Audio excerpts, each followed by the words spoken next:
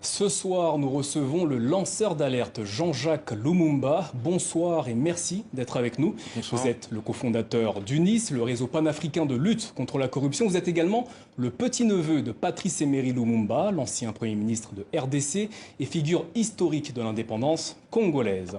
À l'occasion du 60e anniversaire de l'indépendance de la RDC, c'était mardi dernier, vous ainsi que plusieurs intellectuels congolais et ainsi que des militants, notamment de la Lucha et de Filimbi, vous avez publié un manifeste pour un nouveau Congo. Mais avant de revenir sur ce texte, Martin Fayulu, candidat malheureux à la présidentielle il y a 2 ans, annonce qu'il est de retour à Kinshasa après 4 mois aux États-Unis. Il appelle également à des élections anticipées compte tenu de la confusion au sein des institutions congolaises. Que vous inspire cette annonce ? Vous savez que ça fait quasiment 60 ans que nous revivons les mêmes choses. Donc cette annonce, ça rentre dans le cadre de sa politique, de ce qu'il entrevoit pour le Congo. Donc ça reste quelque chose de personnel et certainement pour la vitalité de la démocratie en RDC. Venons-en maintenant au manifeste que vous avez publié la semaine dernière. Avant de vous entendre, je souhaiterais qu'on regarde une archive. C'était le 30 juin 1960. Nous allons montrer au monde ce que peut faire l'homme noir quand il travaille dans la liberté. Et nous allons faire du Congo le centre de rayonnement de l'Afrique tout entière. Nous allons veiller à ce que l'été de notre patrie profite véritablement à ses enfants. Vous avez sans doute reconnu la voix de Patrice Lumumba, l'ancien Premier ministre congolais.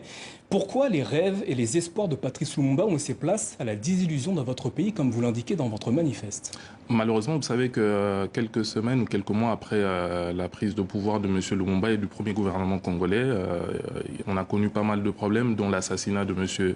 Lumumba, dont la décapitation de la démocratie en RDC. Et cela a été fait avec les forces occidentales, entre autres la Belgique et les États-Unis. Cela a entraîné pas mal de problèmes que nous vivons depuis 60 ans, crise de légitimité, guerre, beaucoup de problèmes qui ont fait qu'après 60 ans, nous sommes passés d'échec en échec. Et comment est-ce que vous expliquez cela? Est-ce notamment lié au successeur de votre père? Vous savez que ça a été déjà avec l'assassinat de Lumumba, le coup d'État de Mobutu, les 32 ans de dictature, la guerre de Laurent Désiré Kabila. Tous ces événements n'ont pas aidé à construire un Congo grand et fort et à cela rajouter toutes les faiblesses de la classe politique congolaise de toute tendance reconnue. Cela n'a pas aidé ce Congo qui est immensement riche à être le Congo grand que nous voulons tous. Alors, dans votre manifeste, je vous cite, « Au lieu de bâtir un État des institutions et des économies solides au service des citoyens et du bien commun, les régimes et les dirigeants successifs se sont avérés être de nouveaux prédateurs. » À qui faites-vous référence quand vous évoquez le mot prédateur? Nous faisons allusion à toutes les gouvernances qui se sont succédées depuis 1965 jusqu'à ce jour, principalement jusqu'en 2018 avec le régime de M. Kabila.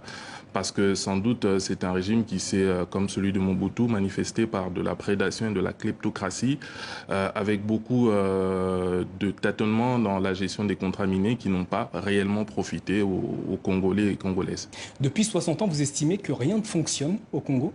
L'État n'existe quasiment plus en RDC. Pour quelle raison ? Il y a eu ce déficit de la classe politique, ce déficit de l'élite congolaise qui a fait en sorte qu'aujourd'hui, nous vivons la situation que nous vivons, un pays paradoxalement riche avec une population très pauvre et cela doit cesser et nous devons aller vers des meilleures perspectives 60 ans après.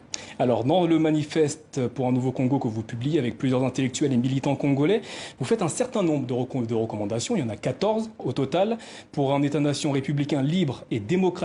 Dans le point numéro 2, vous affirmez que la RDC appartient à tous les Congolais. Est-ce à dire que la population congolaise, à vos yeux, est dépossédée de ses richesses? Malheureusement, c'est ce que nous vivons depuis plusieurs années.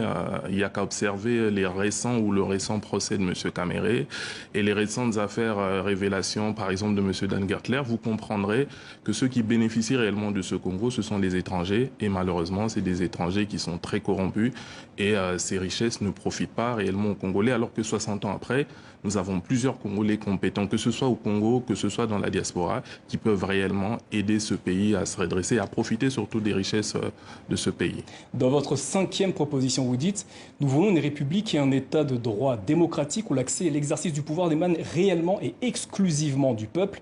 Que voulez-vous dire par là? Qu'actuellement, ce ne sont pas les électeurs qui choisissent leurs dirigeants? Malheureusement, c'est un secret de polichinelle. Les élections RDC n'ont pas produit les résultats que l'on voulait, n'ont pas produit les dirigeants que le peuple a réellement choisis. Successivement, il n'y a eu que des contestations et malheureusement, ce sont des élections qui ont été totalement chaotiques depuis 2006. Et ce que nous voulons aujourd'hui, c'est de réattribuer ce pouvoir au peuple, d'où l'existence de ce manifeste, parce que nous voulons aller à la rencontre de la population, consulter cette population pour qu'elle nous dise ce qu'elle veut réellement faire de ce Congo 60 ans après. Il y a 14 propositions, comme je le dis dans ce manifeste. Vous abordez tous les sujets, politiques, économiques, sociaux.